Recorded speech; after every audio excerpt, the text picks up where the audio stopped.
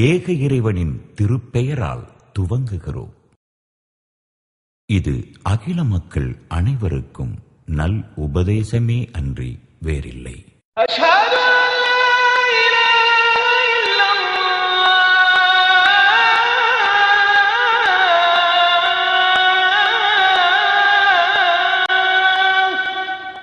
أشهد أن محمدًا رسول الله أشهد أن محمدًا رسول الله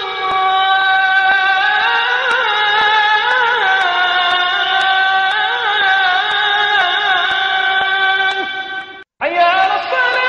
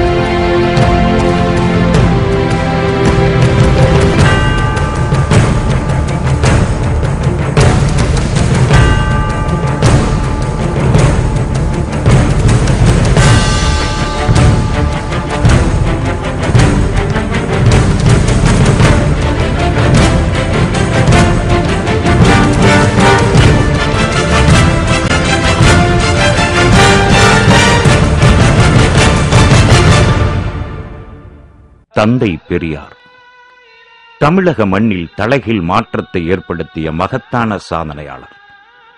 பகுத்தறிவு பகலவனாய், பார்ப்பனியத்தை எதிர்ப்பவராய், மூட பழக்கங்களை ஒழிப்பவராய் சுற்றிச் சுழன்ற மாபெரும் போராளி அவர். புதிய உலகின் தொலைநோக்காளர். தென்கிழக்கு ஆசியாவின் சாக்ரட்டிஸ் என யுனெஸ்கோவால் புகழப்பட்டவர். அத்தகைய சிறப்புக்குரிய பெரியார் 1923 தொடங்கி 1973 மரணிக்கும் வரை ஏறத்தாழ 50 ஆண்டுகள் இடைவிடாமல் ஒரு கருத்தை சொல்லி வந்திருக்கிறார் என்றால் அது இஸ்லாத்தை பற்றித்தான். அவர் ஒரு இஸ்லாமிய அழைப்பு பணியாளராகவே வாழ்ந்திருக்கிறார். இஸ்லாம் குறித்து பெரியார் பேசியவற்றை இன்று எந்த பெரியாரிஸ்டுகளும் பேசுவதில்லை. இன இழிவு நீங்க இஸ்லாமே அருமருந்து என்று தீண்டாமை இழிவுக்கு தீர்வை காட்டிய பெரியாரின் கருத்தை எந்த பகுத்தறிவாளரும் இன்று பரப்புவதில்லை. இத்தகைய நிலையில்தான் பெரியாரின் அன்புக்குரியவரும் பெரியாரை ஆள கற்றவரும் பெரியாரின் அடிமை என்று தன்னை அடையாளப்படுத்திக் கொண்டு நாடெங்கிலும் பெரியாரின் கோட்பாடுகளை கொண்டு சேர்த்தவருமான பேராசிரியர் பெரியார் தாசன் இஸ்லாத்தை தழுவியிருக்கிறார். இஸ்லாம் குறித்து பெரியார் பேசியவற்றையும் இஸ்லாம் குறித்து பெரியாரிஸ்டுகள் பேசாமல் இருப்பவை பற்றியும் இதோ பேசுகிறார் அப்துல்லா பெரியார் தாசன். பிஸ்மில்லாஹிர் ரஹ்மானிர் ரஹீம். அஸ்ஸலாமு அலைக்கும் வரஹ்மத்துல்லாஹி வபரகாத்து. என்ன அப்படி பார்க்குறீங்க? அதே பெரியார் தாசன் தான் இப்போ அப்துல்லாவா உங்ககிட்ட பேசிக்கிட்டு இருக்கிறேன். ஏன் இந்த மாற்றம்? பல பேருடைய கேள்வி இது. என்னை வைத்து கூட்டம் போட்டவர்கள், என்னோடு உறவாடிய நண்பர்கள் எல்லாருக்கும் இது ஒரு பெரிய கேள்வி. கடவுளே இல்லைன்னு பிரச்சாரம் செய்து கொண்டிருந்த பெரியார் தாசன் இன்னைக்கு கடவுளை வணங்குகிறவனாய் அப்துல்லான்னு எல்லாம் பேர் வச்சுக்கிட்டு இருக்கிறானே, என்ன ஆச்சு இவனுக்கு? தந்தை பெரியார் தான் 1923 எர்ணாகுளத்திலே முதல் முறையாக ஆரம்பித்து வைக்கிறார். தாழ்த்தப்பட்டவர்களாய் இருக்கிறவர்கள், தீண்டப்படாதவர்களாய் கஷ்டப்படுகிறவர்கள், சூத்திர பட்டத்திற்கு ஆளாகி பார்ப்பானின் ஏசி மகனாய் இருக்கிறவர்கள் என்றெல்லாம் இழிவை சுமந்து கொண்டு இருக்கிறவர்கள் எல்லோரும் இஸ்லாத்துக்கு மாறிவிடுங்கள் என்று 1923 தீர்மானம் கொண்டு வருகிறார் பெரியார். அன்று தொடங்கி 1973 அவர் மறைந்து விடுகிறாரே, அது வரைக்கும் பல காலங்களில் ஒரே கருத்தை திரும்ப திரும்ப சொல்லி வருகிறார். என்ன இழிவு நீங்க இஸ்லாம் என்கின்ற மந்திரம் தான் நம்மை மனிதராக்க முடியும். இதை நான் இன்று சொல்லவில்லை, நேற்று சொல்லவில்லை, 1919, 1920 முதல் இன்று வரை 28 வருடங்களாக சொல்லி வருகின்றேன். இஸ்லாத்திற்கு ஆதரவான கருத்துக்களை தேடி தேடி தேடி தேடி மக்களுக்கு அறிவுறுத்துவதற்காக சொல்லி வருகிறார். அது தொழிலாளர்களுடைய போராட்டமாக இருந்தாலும் சரி, பக்கிங் கர்நாடிக் மில்லினுடைய போராட்டமாக இருந்தாலும் சரி, பொன்மலை ஒர்க் ஷாப்பில் ஏற்படுகிற போராட்டமாக இருந்தாலும் சரி, தொழிலாளர்கள் திரண்டிருக்கும் போதும் சரி, நபிகள் நாயகம் ஸல்லல்லாஹு அலைஹி வஸல்லத்தின் சிறப்பை சொல்லுகிற மீலாது நபி விழாவாக இருந்தாலும் சரி, சாதாரண பொதுக்கூட்டமாக இருந்தாலும் சரி, எல்லா இடத்திலேயும் ஒரு கண்ணோட்டம் வைத்திருக்கிறார். சூத்திரர்கள் என்கிற இழிவு, இந்து மதத்தில் இருக்கிற இழிவு, பார்ப்பானுக்கு அடிமை என்கிற இந்த இழிவு ஒழிய வேண்டும் என்பதுதான் என் கவலை. இந்த கவலையை தீர்வதற்கு ஒரே மருந்து இஸ்லாம் என்கிறார் பெரியார். இஸ்லாமிய நுழைவாயிலுக்குள்ளே நுழைந்து உள்ளே எல்லா இடமும் சுற்றி வருகிறார் பெரியார். ஆணைமுத்து ஐயா அவர்கள் வெளியிட்ட ஆரம்பத்திலே அவர் வெளியிட்டது 1974 வெளியிட்டது 3 வால்யூம். அது இப்பொழுது விரிவாக்கப்பட்டு தந்தை பெரியாரிடத்திலேயே கையொப்பம் பெறப்பட்டது என்பதெல்லாம் உங்களுக்கு தெரியும். அது இன்றைக்கு விரிவாக்கப்பட்டு 20 வால்யூம்களாக பெரியார் ஈவேரா சிந்தனைகள் என்று சிந்தனையாளர் கழக சார்பிலே வெளியிடப்பட்டிருக்கிறதே. ஒரு வரி விடாமல் மொத்தத்தையும் படித்து விட்டுத்தான் சொல்லுகிறேன். அதிலேதான் இந்த கருத்துகள் சுரங்கமாக திகழ்கின்றன. அந்த கருத்துக்களை எல்லாம் இஸ்லாத்திற்கு ஆதரவாக மற்ற மதங்கள் ஒப்பிட்டு பார்த்து இஸ்லாம் எவ்வளவு உண்மையானது, எவ்வளவு உயர்வானது, மக்களுக்கு இது எப்படி ஏற்றது, தமிழர்களுக்கு திராவிடர்களுக்கு இழிவை ஒழிப்பது, சமத்துவத்தை கொடுப்பது, சகோதரத்துவத்தை கொடுப்பது, பேதமற்ற நிலையை நிலைநாட்டக்கூடியது, மகிழ்ச்சியான வாழ்வை தரக்கூடியது என்றெல்லாம் ஆய்ந்து ஆய்ந்து ஆய்ந்து ஆய்ந்து பெரியார் சொன்ன கருத்துக்களை நபிகள் நாயகம் ஸல்லல்லாஹு அலைஹி வஸல்லம் பற்றி கடவுட்கொள்கை உட்பட எல்லாவற்றையுமே பரிசீலித்து ஆதரவாக பேசியிருக்கிறார் பெரியார். இன்றைக்கு இஸ்லாத்திலே 2 கண்கள் இருக்கின்றன எங்களுக்கு என்று நாங்கள் நம்புகிறோம். ஒன்று வணக்க வழிபாடுகள், தொழுகை முதலான சமாச்சாரங்கள். இன்னொரு கண் எங்களுக்கு எது என்றால் எத்தி வைப்பது. நபிகள் நாயகம் ஸல்லல்லாஹு அலைஹி வஸல்லம் அதைத்தான் செய்தார். தந்தை பெரியாருடைய கொள்கைகளை ஏற்றுக்கொண்ட வகையில் அவர் போகச் சொன்ன இடத்துக்கு தான் நான் போயிருக்கிறேன். மதத்தை ஏற்றுக்கொள்வதாக இருந்தால் இந்த மதத்தை ஏற்றுக்கொள் என்று சொன்னார். மதம் இல்லாமல் மனிதன் வாழ முடியாது என்றும் சொல்கிறார்.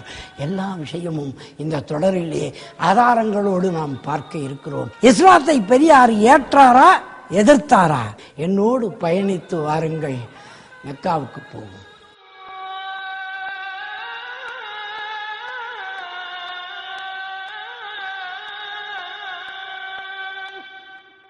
ஐயா, பெரியார் ஒரு 50 ஆண்டு காலம் பகுத்தறிவு பிரச்சாரம் செய்து கொண்டே, ஒரு முழு பகுத்தறிவுவாதியாக இருந்து கொண்டே இஸ்லாமியத்திற்கு ஆதரவான கருத்துக்களை சொல்லி வந்திருக்கிறார். ஒரு பொது பார்வையில் இந்த முரணான நடைமுறையில் பெரியார் எதை நிரூபிக்க விரும்பியதாக தாங்கள் கருதுவதாக என்னுடைய கேள்வி. எதுக்காக அவர் பகுத்தறிவாதியா இருந்தார்? பகுத்தறிவாதியாக இருக்கணும்ன்றதுக்காகவே இருந்தாரா, இல்லை அதுக்கு வேற ஏதாவது நோக்கம் இருக்குமா? அது நீங்களும் நானும் முடிவு செய்கிற விஷயம் இல்லை. அவரையே கேட்டுருவோமே. பெரியாருக்கு ஒரு ஆசை இருந்தது, ஆனால் அது தன்னலமான ஆசை இல்லை. திராவிடர்களுக்கு, அதாவது அன்றைக்கு சென்னை ராஜதானியில் இருந்த தமிழர்கள், கேரளத்தவர்கள் எல்லாம் சேர்ந்து இருந்தோம் இல்லையா? அன்னைக்கு இருந்த தமிழ்நாட்டை அவர் திராவிட நாடுன்னு சொன்னார். திராவிடர்களுக்கு ஏதாவது தொண்டாற்ற வேண்டும், அதில் முழுமையாக முதன்மையாக திராவிடன் இழிவு நீங்க வேண்டும் என்ற ஆசையும் கவலையுமே தவிர வேறு ஒன்றுமே எனது கவலையாக இல்லை. வேற ஆசை கவலை எதுவும் இல்லை. அவரே சொல்றாரு, என் வாழ்வை பற்றி எனக்கு கவலை இல்லை, எனக்கு வேறு அடைய வேண்டிய சாதனமும் இல்லை. இன்று திராவிடனுக்கு உள்ள இழிவு என்னவென்றால் அவன் சூத்திரனாய் இருக்க வேண்டி இருக்கும், இந்துவாய் இருப்பதை தவிர வேறு இல்லை. அப்ப அதுதான் இழிவு. அவருக்கு நல்ல மனைவி இருந்தாங்க, நாகம்மையார். செல்வாக்கு இருந்தது, செல்வம் இருந்தது, நிறைந்த செல்வம் இருந்தது. வஉசி கப்பலோட்டிய தமிழர் என்று நம்மாலே புகழப்படுகிறவர் அவருக்கு நண்பராக இருந்தார். பெருந்தலைவர் காமராஜர் அவருக்கு நண்பராக இருந்தார். ராஜாஜி அன்பான எதிரி என்று சொல்லிக் கொண்டார். பெரிய பெரிய தலைவர்கள் எல்லாம் இந்திய அளவிலே உலக அளவிலே ஸ்டாலினை எல்லாம் போய் சந்தித்து விட்டு வந்தார். அவ்வளவு பெரிய தலைவருக்கு என்ன கவலை இருந்ததுன்னு அவர் சொல்லிட்டாரு. அந்த கவலையை பற்றி சொன்னவர் அதை நீக்குவதற்கு வழி சொல்றாரு. நான் ஒரு பகுத்தறிவாதி என்று கருதி கொண்டிருக்கிறேன். பகுத்தறிவுக்கு ஒத்த எதுவும் எனக்கு விரோதம் அல்ல, பகுத்தறிவுக்கு ஒவ்வாத எதுவும் எனக்கு நட்பு அல்ல, இதுதான் எனது நிலை. அவரே சொல்லிட்டார். இப்போ அப்படிப்பட்ட பகுத்தறிவாதி எனக்கு ஒரு கவலை இருக்குதுன்னு சொல்றாரு. அது என்ன கவலை? இன்று திராவிடனுக்கு இழிவு இருக்கிறது, அது நீங்க வேண்டும் என்ற ஆசையும் கவலையும் தவிர எனக்கு வேறு எதுவும் இல்லைங்கிறாரு. அந்த இழிவு என்ன இழிவுன்னு ஒரு கேள்வி வருது இல்லை, அதுக்கு பதில் சொல்றாரு. இன்று திராவிடனுக்கு உள்ள இழிவு என்னவென்றால் அவன் சூத்திரனாய் இருக்க வேண்டியிருக்கும் இந்துவாய் இருப்பதை தவிர வேறு இல்லை. அந்த இழிவை ஒழிப்பதற்கு நான் பகுத்தறிவாதியா இருக்கிறேன். அப்போ இந்துவாய் இருக்கிற அல்லது சூத்திரனாய் இருக்கிற பார்ப்பானுக்கு வைப்பாட்டி மகனாய் 4ஆம் ஜாதிக்காரனாய் இருக்கிற இழிவுபடுத்தப்படுகிற சூத்திர தன்மையிலே இருந்து அந்த இழிவிலே இருந்து அவன் விடுபட வேண்டும் என்பது மட்டுமே என் ஆசையும் கவலையுமாக இருக்கிறதுங்கிறார். இப்ப அதுக்கு அவர் என்ன வழி கண்டுபிடிச்சாரு? தோழர்களே, நமது வியாதி நோய் சூத்திரர்கள் என்ற நோய் பெரிது, மிக மிக பெரிது. இது புத்தி தொழில் நோய் போன்றது, வெகுநாளைய நோய். இதுக்கு ஒரே ஒரு மருந்து தான், அது இஸ்லாம் தான். இதை தவிர வேறு மருந்து இல்ல.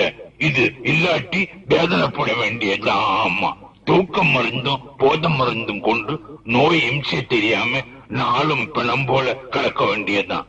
நோய் தீர்ந்தெழுந்து நடக்க இன்றைய நிலையில் இஸ்லாம் தான் மிகச்சிறந்த மருந்து. ஆமா ஐயா, பெரியார் சொல்றதெல்லாம் சரிதான். இப்ப எங்க ஊரை எடுத்துக்கிட்டீங்கன்னு வச்சுங்களேன், என்னதான் பேசி பழகுனாலும் நான் சீட்ல உட்காந்தா அவன் கம்பியில நிக்கிறான், பஸ்ல பந்தியில நான் இந்த பக்கம் உட்காந்தா அவன் அந்த பக்கம் உட்காடுறான், கோயில்ல உள்ள விட மாட்டேங்கிறான். இவ்வளவு பிரச்சனை இருக்கும்போது பெரியார் சொல்ற இஸ்லாம் மார்க்கங்கிறது ஒரு அரபு தேசத்துக்கு மாதிரியே எனக்கு தோணுது. நான் என்ன நினைக்கிறேன்னா, தமிழ் பேசுற திராவிடனான என்னுடைய இழிவை போக்குகிற மார்க்கமா இஸ்லாம்? என்ன வேலை செய்றீங்க? நான் காலேஜில் ப்ரொஃபஸரா இருக்கேன். பாருங்க, இது மாதிரி ஆள் இப்படித்தான் கேட்பீங்கன்னு பெரியாருக்கு தெரிஞ்சிருக்குது. இவ்வளவு படிச்சுக்கிறீங்களா, இப்படி எல்லாம் கேட்பீங்கன்னு தெரிஞ்சுதான் அவரே சொல்றாரு. இஸ்லாம் என்றால் முகமது நபிகள் மதம் என்றோ, இங்கு லுங்கி கட்டி கொண்டு அளந்து தாடி வைத்துக் கொண்டிருக்கும் சாஹிபு, ராவுத்தரு, மரைக்கார், மாப்பிள்ளை என்கின்றவர்கள் மதம் என்றோ கருதி விடாதீர்கள். இஸ்லாம் என்பது சாந்தி, பணிவு, பக்தி என்ற பொருள்படும் அரபு சொல். இஸ்லாம் என்பது சகோதரத்தன்மை என்பது.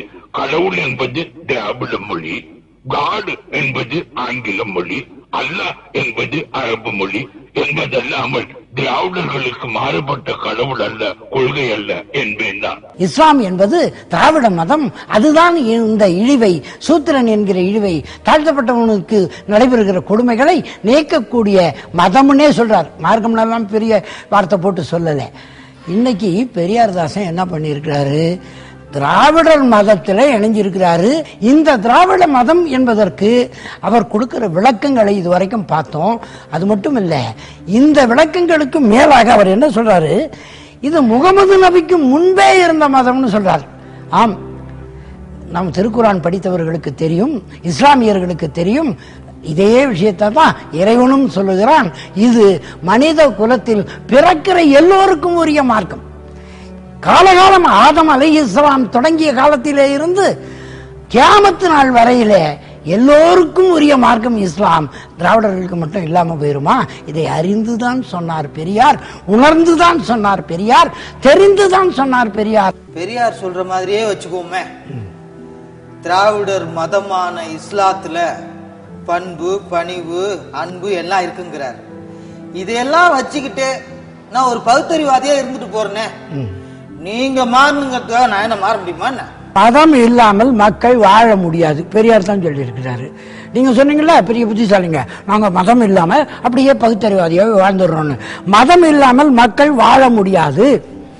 மனிதனுக்கு மரியாதையாய், அன்பாய், பக்தியாய், சாந்தியாய், சகோதரத்தன்மையாய், ஒற்றுமையாய், ஒழுக்கமாய், உதவியாய் வாழும் கொள்கையை உங்களுக்கு புரிவதற்காக பழக்கமான வார்த்தையில் சொல்லுகிறோம் மதம். இதெல்லாம் இருந்தா அதுக்கு பேர் தான் மதம். அந்த மதம் இஸ்லாம்னு சொல்றோம்.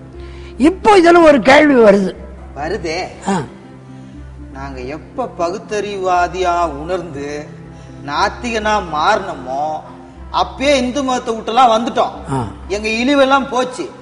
அப்புறம் எதுக்கு நாங்க இஸ்லாத்தை தழுவணும்? எப்ப நீங்க பகுத்தறிவாதி ஆயிட்டீங்களோ, எப்போ நீங்க நாத்திகரா ஆயிட்டீங்களோ, அப்பவே நீங்க இந்து மதத்தை விட்டு வெளியே வந்துட்டீங்க அப்படின்னு நினைச்சுக்கிட்டு இருக்கிறீங்க. உண்மை அது அல்ல.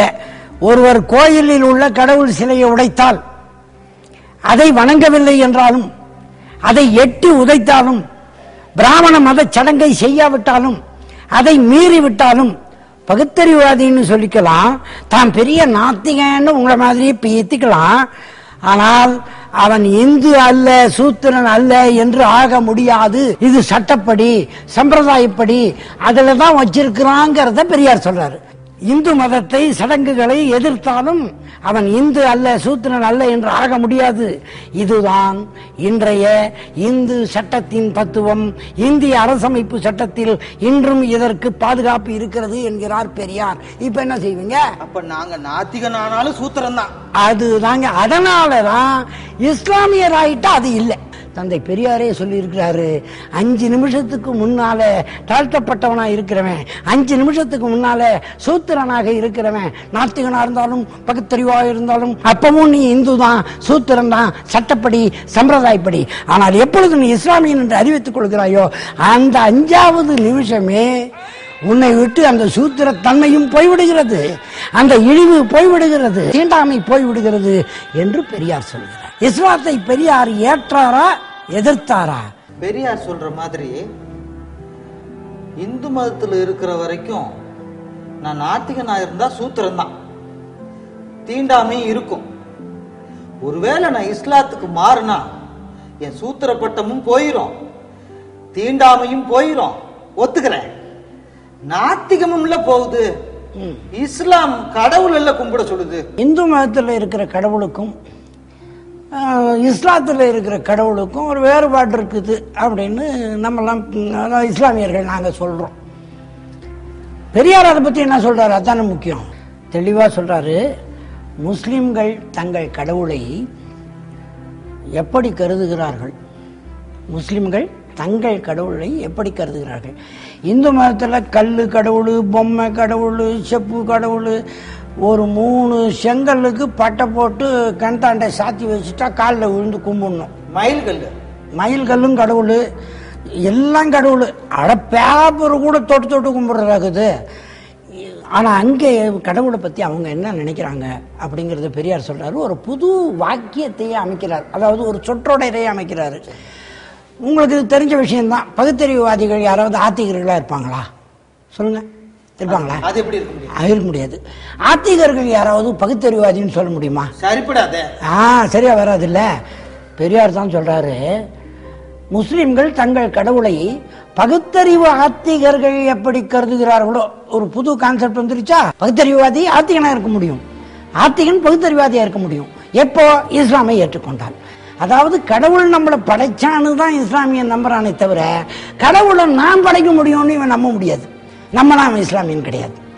இதுவரைக்கும் இந்து மதத்திலையும் சரி, மற்ற கிறிஸ்தவ மதத்திலையும் சரி, மற்ற மதங்கள் எல்லாத்திலையுமே உருவங்களை நீங்களா சிருஷ்டித்து மனிதர்களாகவே படைச்சு வச்சுட்டு, இப்போ உதாரணத்துக்கு எங்க அம்மா என்ன பார்த்தாங்கன்னா நான் ஒத்துக்குவேன், நீங்களும் ஒத்துக்குவீங்க. எங்க அம்மா நான் தான் பெற்றேன் அப்படின்னா, என்னதான் உங்க வாத்தியாரா இருந்தாலும் பேராசிரியர் இருந்தாலும் கூப்பிட்டு போய் தனியாவது அடிக்க மாட்டேன். உங்க அம்மா நீ எப்படிடா பெற்றுக்க முடியும்னு கேட்க மாட்டேன். என்ன படைச்ச கடவுளை நானே படைக்கிறேன்னு கிளம்பினதுதான் இணை வைப்பு. இந்த இணை வைப்பு இஸ்லாமியர்கள்கிட்ட கிடையாது. அவர்கள் பகுத்தறிவு ஆத்திகர்கள்னு சொல்றாரு. பெரியார் என்ன சொல்றாரு? பகுத்தறிவு ஆத்திகர்கள். இந்துக்கள் தங்கள் கடவுள்களுக்கு ஏற்படுத்தாத உருவமே இல்லை, இணை வைக்காத வஸ்துவே இல்லை. முஸ்லிம்கள் தங்கள் கடவுளுக்கு உயர்ந்த குணங்களை கற்பிக்கிறார்கள்.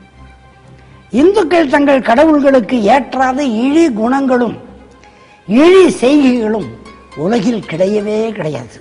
முஸ்லிம்கள் மதம் மூலம் அவர்கள் சமுதாயத்திற்குள் ஒரு ஒற்றுமையும் ஒரு சமத்துவமும் இருக்கிறது. இந்துக்களுக்கு தங்கள் மதம் மூலம் வேற்றுமையும் பேதமுமே நிறைந்திருக்கிறது. இந்துக்களின் கடவுள்கள் கொடுமைமயமாகவே இருக்கின்றன. கையில் வில், வாள், சூளம், சக்கரம், கதை, அரிவாள் முதலிய மக்களை தண்டிக்கும் கொல்லும் ஆயுதங்களும், கோர ரூபமும், மக்களை கும்பல் கும்பலாய் கொன்று குவித்த கதைகளும் நடத்தைகளும் ஏராளமாக இருக்கின்றன. கடவுளை வைவதில் இந்துக்கள் கை தேர்ந்தவர்கள். கடவுளுக்கே திட்டு. சைவனை வைணவனும், வைணவனை சைவனும் மற்றும் உள்ள கடவுள்களையும் உள் சமயங்களையும் ஒருவரை ஒருவர் வைத்து கொள்வதை காதால் கேட்டு சகித்துக் கொள்ள முடியாது. இந்து மதத்தின் அன்புக்கும், சிறப்பாக சைவத்தில் அன்புக்கும் பெருமைக்கும் உதாரணம் பார்த்தால் இந்துக்கள், ஆரியர்கள், சைவர்கள், வைணவர்கள், சங்கர மதத்துக்காரர்கள், ஸ்மார்த்தர்கள் ஆகியவர்கள் அன்பும் ஜீவகாருண்யமும் கொள்கையாய் கொண்ட புத்தர், சமணர் ஆகியவர்களை இடத்தில் எப்படி நடந்து கொள்கின்றார்கள் என்பதையும், அவர்களை எப்படி வதைத்து கழுவேற்றினார்கள் என்பதையும் ஆதாரத்தோடு காட்டி அறிய முடிகிறது. புத்தரை திருடர், நாத்திகர் என்றெல்லாம் இழிவுபடுத்தினார்கள். ஆகவே மதம், கடவுள், சமுதாயம் என்பவைகளை பற்றி சிந்தித்து மக்களுக்கு இவை வேண்டும்போது இஸ்லாம் மார்க்கமே இன்று முன் வரிசையில் முதலில் இருக்கிறது என்று சொல்லுவேன். எனக்கு தெரிந்தவரை உண்மையான இஸ்லாம் மார்க்கம்தான் ஆதியில் பகுத்தறிவுள்ள ஆத்திக திராவிடர்களின் மதமாக இருந்திருக்க வேண்டும் என்று சொல்வதோடு சில சைவ ஆராய்ச்சி பண்டிதர்களும் என்னிடம் இதை ஒப்புக்கொண்டிருக்கிறார்கள் என்று 1944 திராவிடர் கழகத்தின் தலைமை பொறுப்பு, அதாவது நீதி கட்சியிலிருந்து திராவிடர் கழகத்துக்கு வந்தபோது ஏற்றுக்கொண்டார் தந்தை பெரியார். அப்போ அந்த கடவுள், அதாவது உங்க நாத்திகம் போயிடும்னு சொன்னீங்கல்ல, எங்கேயும் போகாது. இணை வைப்பிலே இருந்து சோறு சாறு வேண்டுகிற கடவுளை வணங்கி கொண்டிருப்பதிலிருந்து, நீங்களா கடவுளை உற்பத்தி செய்யறதுல இருந்து மாறி நம்மை படைத்து காத்து ரட்சிக்கிற ஒரு இறைவனை, ஏகனை, அல்லாஹ் தாலாவை ஏற்றுக்கொள்வது என்பது பெரியாருக்கு உடன்பாடாக இருக்கிற செய்தி தான். அப்போ இஸ்லாம் தான் உண்மையான மார்க்கம் என்று சொல்லுகிறேன் அவர் சொன்ன பிறகு நாத்திகம் போயிடுமே அப்படின்னு நம்ம ஏன் பயப்படணும்? சமத்துவம் வருகிறது, சகோதரத்துவம் வருகிறது, தீண்டாமை ஒழிகிறது, எல்லாவற்றையும் விட சூத்திரத்தன்மை ஒழிகிறது. இதற்கு இஸ்லாம் தான் வழி என்று சொல்லும்போது அங்கே இருக்கிற கடவுள் என்பது தேவைகளற்ற கடவுளாக இருக்கிறது, ஏற்றுக்கொள்ளக்கூடியதாக இருக்கிறது என்று பெரியார் சொல்கிறார். இப்போ கடவுள் கொள்கையை பொறுத்த வரையில அவர் எதிர்த்த கடவுள்கள் எல்லாம் வரிசையா இருக்குது. ஆனா இஸ்லாம் ஏற்றுக்கொள்ளுகிற அந்த ஒரு கடவுள் இருக்கிறதே, அனைத்தையும் படைத்து ரட்சித்து காக்கிற கடவுள், இணையில்லாத கடவுள், சோறு சாறு வேண்டாத கடவுள், தேவைகள் அற்றவனாக இருக்கிற கடவுள், யாராலும் பெற்றெடுக்கப்படாத கடவுள், யாருக்கும் பிறக்காத கடவுள், அனைத்தையும் படைத்து காத்து ரட்சிக்கிற கடவுள், அந்த ஏகன் அல்லாவை அவர் ஏற்றுக்கொண்டதாகத்தான் அர்த்தம். அப்போ உங்க நாத்திகம் எல்லாம் எங்கேயும் போகாது, நீங்கள் பகுத்தறிவு ஆத்திகர் ஆயிடுவீங்க, வேற ஒன்றும் ஆக மாட்டீங்க. தீண்டாமை ஒழிப்புக்காக பாடுபட்ட டாக்டர் அம்பேத்கர் அதுக்கு தீர்வா புத்த மதத்தை தேர்ந்தெடுக்கிறார். அதே தீண்டாமை ஒழிப்புக்காக போராட வந்த தந்தை பெரியார் ஏன் இஸ்லாத்தை தேர்ந்தெடுக்கிறார்? அதாவது ஏன் பௌத்தத்தை தேர்ந்தெடுக்கல அப்படின்னு கேக்குறீங்க. இந்து மதத்தை மீறிய சீக்கியர்கள், பௌத்தர்கள் தனித்ததொரு மதத்தை தழுவி விட்டாலும் இன்றும் அவர்களுக்கு இந்து சட்டமே உரிமையியல் சட்டமாகும். அங்க போய் என்ன பண்றது? மறுபடியும் இந்து மதத்துக்குள்ள போய் தொப்புக்கடின்னு உழ வேண்டியதுதான். இதே கேள்வி இப்ப நீங்க கேட்கிற கேள்வி இன்னைக்கு கேட்கப்படுறது இல்லை. 1956 பாபா சாஹேப் டாக்டர் அம்பேத்கர் பௌத்தத்தை தழுவினாரே, அப்பொழுதே பெரியார் இடத்துல கேட்டாங்க, எந்த மதத்திலும் நம்பிக்கை இல்லாத நீங்கள் அம்பேத்கர் வேறு மதத்துக்கு போவதை ஏன் ஆதரிக்கிறீர்கள்? அவர் வேற மதத்துக்கு போறதுக்கு நீங்க ஆதரவு தெரிவிக்கிறீங்க. அதை கேட்டுட்டு நிறுத்தாம அம்பேத்கர் இஸ்லாம் மதத்தை தழுவும்படி ஏன் கூறுகிறீர்கள்னு கேட்கிறாங்க. வேறு மதத்திற்கு போவதே அவர் ஆதரித்தார். பாபா சாஹேப் டாக்டர் அம்பேத்கர் வேறு மதத்துக்கு போவதை ஆதரித்தார். ஆனால் பௌத்த மதத்துக்கு போவதை விட இஸ்லாத்திற்கு போக வேண்டும், தழுவ வேண்டும் என்று ஏன் கூறுகிறீர்கள் என்று கேள்வி கேட்டிருக்கிறாங்க பத்திரிகையாளர்கள். அப்போ இவர் சொன்னது தெரிஞ்சு போச்சு, இஸ்லாத்தை தழுவும்படி சொல்லியிருக்கார். ஏன் இந்த மாதிரி சொல்றீங்கன்னு கேட்டதுக்கு, நான் இஸ்லாத்துக்கு வக்காலத்து பேசவில்லை, பிரச்சாரம் செய்யவில்லை, இது உண்மை. உண்மை இன இழிவு நீங்க இஸ்லாம் என்கின்ற மந்திரம் தான் நம்மை மனிதராக்க முடியும். இதை நான் இன்று சொல்லவில்லை, நேற்று சொல்லவில்லை. 1919, 1920 முதல் இன்று வரை 28 வருடங்களாக சொல்லி வருகின்றேன். இதை முதலில் சொன்னவன் நான் தான். ஏன் சொன்னேன் தெரியுமா? இஸ்லாம் மதத்தில் தீண்டாமை இல்லை என்பதால் அந்த மதத்திற்கு மாறச் சொல்லுகிறேன் என்று சொன்ன பெரியார், இஸ்லாம் மார்க்கத்திலும் தீண்டாமை இருப்பதாக கண்டால் போக வேண்டியதில்லை, அங்கே இல்லை, அதனால் போகச் சொல்லுகிறேன் என்று மீண்டும் மீண்டும் வலியுறுத்தி சொல்கிறார். இப்போ பௌத்தத்துல போனா தீண்டாமை போகுமா போகாதா என்று கேட்டால், பௌத்தத்துல தீண்டாமை மட்டுமல்ல, மது ஒழிப்பு அங்க பிரச்சாரம் இருக்கிறது, பொய் சொல்லக்கூடாது என்று இருக்கிறது, பிறர் பொருளுக்கு ஆசைப்படக்கூடாது என்று இருக்கிறது, பிறரை கொல்லக்கூடாது என்று இருக்கிறது, பிழையான காமத்தில் ஈடுபடக்கூடாது, மனத்தினை மயக்கி பிழை செய்ய தூண்டும் மதுக்குடி வெறியில ஈடுபடக்கூடாது என்று இருக்கிறது. ஆனால் எல்லாம் உலகமெல்லாம் நடந்து கொண்டே இருக்கிறது. தாய்லாந்து தான் விபச்சாரத்துக்கு தலைநகரம். ஆனால் அங்கே பார்த்தீங்கன்னா பௌத்தம் தான் இருக்குது. என்ன காரணம்? புத்தர் நம்ம செஞ்சு வச்ச சிலை தானே, அவர் என்ன பண்ணிடுவாரு? ஆனா அனைத்தையும் படைத்து காத்து ரட்சிக்கிற இறைவன் சொன்னதை ஏற்றுக்கொண்டிருக்கிற இஸ்லாத்துக்குள்ளே தீண்டாமை இருப்பதற்கு வாய்ப்பே இல்லை என்று உணர்ந்துதான் பெரியார் பௌத்தத்தை விட இஸ்லாத்திற்கு போவது சரி என்று சொன்னார். பெண்ணுரிமைய மறுக்கின்ற மதமா இஸ்லாத்தை பாக்குறோம். ஆனா பெண்ணுரிமைக்கு ஓங்கிய குரல் கொடுத்தவர் தந்தை பெரியார். அப்ப எப்படி அவர் இஸ்லாத்தை ஏத்துக்கிறாரு? அதாவது புர்கா போட்டுக்கிட்டு இருக்கிறாங்கல்ல, பர்தா போட்டு தலையில இருந்து கால் வரைக்கும் பெண்கள் மூடிக்கிட்டு இருக்கிறாங்கல்ல, அதை எட்டி பார்த்துட்டு எல்லாரும் அப்படித்தான் நினைச்சுக்கிட்டு இருக்கிறாங்க. நான் கூட இஸ்லாத்துக்கு வர்றதுக்கு முன்னால என்னடா ஜிப்பு போட்டு மூடியதுன்னு ஒரு பொருள் மாதிரி எடுத்துட்டு போறானு இவனுங்கன்னு பார்த்துக்கிட்டு இருந்தேன். இப்ப அந்த புர்கா போடுறது, பர்தா போட்டு மறைப்பது என்ன என்பது இஸ்லாத்தினுடைய அடிப்படை கோட்பாடுகள்ல பார்த்தா, பெண்ணின் சிறப்பு உறுப்புகளை தன் கணவனை தவிர வேறு எவனுக்கும் பந்தி வைக்க கூடாது என்கிற சுதந்திர உணர்ச்சிக்கு பெயர் பர்தா. சுதந்திர உணர்ச்சி. ஆமா, அதை பார்த்துட்டு அதை அடிமைத்தனம்னு சொல்றாங்க. இப்ப இந்த பக்கம் வருவோம். சொத்துரிமை அரசாங்கத்தால் வழங்கப்பட்டதாக சொல்லப்பட்ட பிறகும் கூட எந்த வீட்டிலையும் பெண்ணுக்கு சொத்து உரிமை கொடுக்கறது இல்லை என்பது அனைவருக்கும் தெரிந்த உண்மை. ஆனால் இது இந்து மதத்தில், மற்ற மதங்கள்ல மார்க்கங்கள்ல. ஆனால் இங்கே பெண்ணுக்கு சொத்து உரிமை கொடுத்தே ஆக வேண்டும், இவ்வளவு கொடுக்க வேண்டும், இப்பொழுது கொடுக்க வேண்டும் என்று நிர்ணயிக்கப்பட்டிருக்கிற மார்க்கமாய் இஸ்லாம் இருக்கிறது. பெண்ணுக்கு உரிமையை இங்கே தருகிறதா தரவில்லையா? ஒரு கணவன் எந்த பெண்ணை பார்த்தாலும் இதை நான் கட்டிக்கொள்கிறேன், கட்டிக்கொள்ள மாட்டேன், வேண்டாம் என்று சொல்லிட்டு பஜ்ஜி சொஜ்ஜி சாப்பிட்டு போய்விடலாம். ஆனால் பெண்ணுக்கு அந்த உரிமை இல்லை. இவனை கட்டிக்கொள்ளுவேன், கட்டிக்கொள்ள மாட்டேன் என்று பெண் பார்த்து அனுமதி தந்த பிறகுதான் திருமணம் நடக்க வேண்டும் என்று எந்த மதத்திலும் இல்லை என்பது உங்களுக்கு தெரியும். இஸ்லாத்தில் அது அடிப்படை உரிமையாக பெண்ணுக்கு வழங்கப்பட்டிருக்கிறது. இரண்டாவது, அதாவது பெண் ஒப்புக்கொண்டால் ஒழிய அந்த பெண்ணுக்கு நீங்கள் திருமணம் செய்து விட முடியாது. இந்த கணவனை, இந்த மணமகனை நான் திருமணம் செய்து கொள்கிறேன் என்று பெண் ஒப்புக்கொண்டால் தான் செய்ய முடியும். இது பெண் உரிமையா இல்லையா? மூன்றாவது, விதவையாகி விடுகிறாள், கோரிக்கையற்று கிடக்குதன்னே வேரில் பழுத்த பலா என்று இளம் கைம்பெண்ணை பற்றி எல்லாம் துன்புற்று பாடினாரே திராவிட இயக்கத்தைச் சேர்ந்த கவிஞர், புரட்சி கவிஞர் பாரதிதாசன். கோரிக்கையற்று கிடந்த அந்த பலாக்கள் இன்றைக்கும் இருக்கிறது என்பது உங்களுக்கு தெரியும். ஆனால் விதவைக்கு உடனே திருமணம் செய்து வைத்து விடுகிற கட்டாயமான ஒரு நடைமுறை 1434 ஆண்டுகளாக இஸ்லாத்தில் நடைமுறையில் இருந்து வருகிறது என்பதை நீங்கள் தெரிந்து கொள்ள வேண்டும். அங்கு விதவையால் யாரும் இருக்கவே முடியாது. உடனே அவர்களுக்கு நமக்கு ஒரு பருவம் வைத்திருப்பார்கள், அந்த துக்கம் கொண்டாடி விட்டு உடனே திருமணம் செய்து கொண்டுதான் ஆக வேண்டும். ஆணும் திருமணம் இல்லாமல் நித்தியானந்தா ஆக முடியாது, பெண்ணும் அங்கே திருமணம் செய்து கொள்ளாமல் இருக்க முடியாது. திருமணம் என்பது சொர்க்கத்துக்கு போகிற ஒரு வழிமுறை என்று இறைவனாலே சுட்டிக்காட்டப்படுகிற ஒரு நடைமுறை. அங்கே துறவுக்கு இடமே இல்லை. எனவே விதவை திருமணம் என்பது பெரியார் இவ்வளவு பாடுபட்டு இங்க கொண்டு வரதுக்கு முயற்சி செய்தது. அவர் பிறக்கிறதுக்கு 1400 வருஷத்துக்கு முன்னாலேயே அங்கே வந்து விட்டது. இஸ்லாத்திலே அது நடைமுறையிலே இருக்கிறது. அது மட்டுமல்ல, இஸ்லாத்தை தவிர எந்த சமூகத்திலையும் ஒரு கணவனை பிடிக்கலன்னு வச்சுக்க, கல்லானாலும் கணவன், புல்லானாலும் புருஷன், அவன் கட்டையால் அடித்தாலும் முட்டையால் அடித்தாலும், குடிச்சிட்டு வந்து மயிரை பிடிச்சிக்கிட்டு சுற்றி வச்சு தும்முன்னு குத்தினாலும் அப்படியே அட்ஜஸ்ட் பண்ணின்னு போகணுன்னு நிலைமை பெண்ணுக்கு இருக்கிறது. ஆனால் ஆணுக்கு பிடிக்கவில்லைன்னா அப்படியே தள்ளி விட்டுட்டு, அக்கா பிடிக்கலன்னா தங்கச்சி கட்டிக்கலாம், தங்கச்சி பிடிக்கலன்னா அக்காவை கட்டிக்கலாம், ரெண்டும் பிடிக்கலன்னா 3 நாள் கூட கட்டிக்கலாம் வேற எங்கன்னா போய் எதிர் வீட்டில். ஆனால் இஸ்லாத்தில் அதுக்கெல்லாம் வழியே கிடையாதுங்க.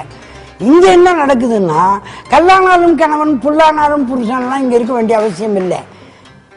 மன விலக்கு செய்வதற்கு ஆணுக்கு எவ்வளவு உரிமை இருக்கிறதோ அவ்வளவு உரிமை பெண்ணுக்கும் இருக்கிறது. பெண் இந்த புருஷனோட வாழ முடியவில்லை என்றால், தகுந்த காரணங்கள் இருக்குமானால் முறைப்படி மனு செய்து அவள் ஜமாத்திலேயே சொல்லி பல பேருடைய ஒப்புதலோடு அவள் பிரிந்து கொள்ளலாம், விவாகரத்து பெற்றுவிடலாம். இவ்வளவுத்துக்கும் பிறகும் பெண் உரிமை இங்கே இருக்கிறதா இல்லையான்ற கேள்விக்கே இடமில்லை. அதனால்தான் பெண் உரிமை பேணி வளர்க்க பாடுபட்ட பெரியார் இஸ்லாத்தை ஆதரித்தார், இஸ்லாத்தை ஏற்றுக்கொண்டார். இஸ்லாத்தை பெரியார் ஏற்றதுக்கு மிகப்பெரிய காரணமாக பெண் உரிமை அங்கே இயல்பாக இருக்கிறது, பல நூற்றாண்டு காலமாக இருக்கிறது. நபிகள் நாயகம் ஸல்லல்லாஹு அலைஹி வஸல்லத்தாலே அது பரிந்துரைக்கப்பட்டிருக்கிறது. இஸ்லாத்துக்குள்ளே பெண் அடிமைத்தனத்துக்கு இடமே இல்லை என்பதனால்தான் தந்தை பெரியார் இஸ்லாத்தை ஏற்றுக்கொண்டார். ஒரு மதத்துல இருந்து இன்னொரு மதத்துக்கு மாறணும்னா ஏதாவது ஒண்ணு எதிர்பார்த்தா மாறுவாங்க. காசு பணம், வேலை வாய்ப்பு, ஏதாவது ஒண்ணு எதிர்பார்த்தா மாறுறாங்க. இப்ப தந்தை பெரியாரும் இஸ்லாத்துக்கு மாற சொல்றாரு. எதை எதிர்பார்த்து அப்படி மாற சொல்றாரு? ஆமா, நிச்சயமாக தந்தை பெரியாருக்கு இஸ்லாத்துக்கு மக்கள் எல்லோரும் மாறி வர வேண்டும் என்று சொன்னபோது ஒரு பெரிய எதிர்பார்ப்பு இருந்தது. நபிகள் நாயகம் ஸல்லல்லாஹு அலைஹி வஸல்லம் இறைவன் ஒருவனே என்கிற ஏகத்துவத்தை ஏற்றுக்கொள்ளுங்கள், இறுதி தூதராக நான் வந்திருக்கிறேன், இறைவனுடைய கட்டளைகள் எல்லாம் உங்களுக்கு வழங்குகிறேன், இதை ஏற்றுக்கொண்டு அந்த வழியில நடந்து வாருங்கள். கியாமத்து நாள் வரையில, அதாவது இறுதி தீர்ப்பு நாள் வரையில உங்கள் உள்ளத்தையும் உங்கள் உருவத்தை பார்க்க போவதில்லை, உங்களுடைய செல்வத்தை பார்க்க போவதில்லை, உங்கள் உள்ளத்தையும் உன் செயல்களையுமே பார்க்க போகிறான் இறைவன். அதற்கு உங்களை தயார்படுத்திக் கொள்ளுங்கள் என்று அழைத்த போது என்ன நோக்கத்தோடு பல தெய்வ வழிபாட்டுக்காரர்களாக வேறு மார்க்கத்தில் இருந்தவர்களை எல்லாம், கிறிஸ்தவர்களை, யூதர்களை, குறைஷியர்களிலேயே பல்வேறு தெய்வங்களை வழிபட்டு கொண்டிருந்தவர்களை என்ன காரணத்திற்காக நபிகள் நாயகம் ஸல்லல்லாஹு அலைஹி வஸல்லம் அழைத்தாரோ அதே காரணத்திற்காகத்தான் தந்தை பெரியாரும் அழைத்தார். உடன்பிறப்பு, சம உரிமை, கட்டுப்பாடு இவைதான் பொது. மற்றவைகள் எல்லாம் காலதேச வர்த்தமானங்களை பொறுத்தது. இவை ஒன்றாய் இருப்பதால் தான் 60 கோடி மக்கள் உலகில் எந்த பாகத்தில் இருந்தாலும் உடன்பிறப்பாய் இருக்கின்றார்கள். அவர் மதமாற்றத்திற்கு வர சொன்னது காசு கிடைக்கும் என்று அல்ல, பணம் கிடைக்கும் என்று அல்ல, வேலை வாய்ப்பு கிடைக்கும் என்றல்ல, தோல் பூட்ஸ் கிடைக்கும், கோட்டு கிடைக்கும், பால் பவுடர் கிடைக்குங்கிறதுக்காக எல்லாம் இல்லை, சுனாமி சமயத்தில் வீடு கட்டி கொடுப்பாங்கிறதுக்காக எல்லாம் இல்லை. இது ஒரு பெரிய தத்துவ தாக்கத்தினாலே, ஒரு உண்மையை உணர வேண்டும் என்பதனாலே, இழிவை ஒழித்துக் கொள்ள இதுதான் வழி என்பதனாலே, கவலையற்ற வாழ்க்கை தன்மை வேண்டுமானால் ஒரே வழிதான் இருக்கிறது, அது இஸ்லாம் தான் என்கிறார் பெரியார். கவலையற்ற வாழ்க்கை முறை ஒன்று இருக்கிறது. வாழ்க்கை கவலையாகத்தானே இருக்கிறது எல்லாருக்கும். கையூட்டு இல்லாம சம்பாரிச்சாலும் கவலையா இருக்குது. பொண்டாட்டி கட்டிக்கணும், பொண்டாட்டி இல்லாதவனுக்கு கட்டிக்கிட்டா நல்லா இருக்குமேன்னு தோணுது, கவலையா இருக்குது. கட்டிக்கிட்ட பிறகு கட்டிக்கிட்டமேன்னு கவலையா இருக்குது. புள்ள குட்டி இல்லையேன்னு கவலையா இருக்குது. பெத்துக்கிட்ட பிறகு ஐயோ இந்த சனியை வேற வந்து பிறந்துட்டேன்னு கவலையா இருக்குது. கவலை இல்லாமல் வாழ்வதற்கு இறைவனின் கட்டளைகள் அடங்கிய ஒரு வழி இருக்கிறது. அந்த ஒரே வழிதான் இருக்கிறது. அந்த ஒரு வழி இஸ்லாம் தான் என்கிறார் பெரியார். இந்துக்கள் என்பதிலிருந்தும் கிறிஸ்தவர்கள் என்பதிலிருந்தும் வெளிப்பட்டு முஸ்லிம்களாக மாறிவிடுவதுதான் மிக தெளிவான வழி. வேறு வழி இல்லை, இல்லவே இல்லை என்று அடித்து சொல்கிறேன் என்கிறார் பெரியார். ஆக அவருடைய மதமாற்றத்திற்கு என்ன காரணம், நோக்கம் இருந்தது என்றால் 1973 இறப்பதற்கு 3 நாட்களுக்கு முன்னாலே கடைசி கூட்டத்தில் சொல்கிறார், இந்து மதத்தை விட்டு திராவிடர் வெளியேறி விடுவதுதான் இந்த பிரச்சனையை தீர்க்கும். எந்த பிரச்சனை?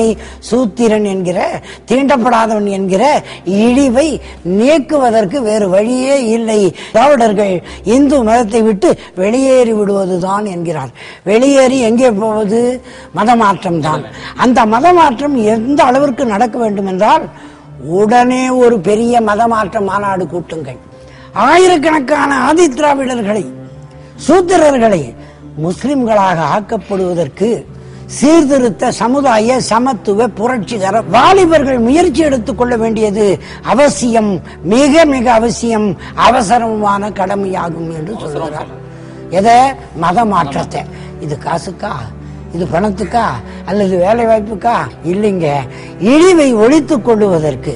அதான் சொல்றாரு, திராவிடர்கள் இந்து மதத்தை விட்டு வெளியேறியே ஆக வேண்டும். அப்பொழுதுதான் தீண்டாமையும் சூத்திரத்தன்மையும் ஒழியும். இதை ஒழிப்பதுதான் என் ஆசையும் கவலையுமாக இருக்கிறது என்று ஆரம்பித்த பெரியார் முடிக்கும் போதும் அதையே சொல்லிட்டு தான் இறந்து போறாருன்னு சொன்னா, இஸ்லாத்தை வழிகாட்டி இருக்கிறார். இழிவை ஒழித்துக் கொள்ளும் வழியாக இஸ்லாத்தை பரிந்துரைக்கிறார். அதற்கு பெரிய மாநாடு கூட்டி உடனே செய்யுங்கள் என்று கேட்கிறார் பெரியார் என்னும் போது அதனுடைய கனம் உங்களுக்கு புரியும்.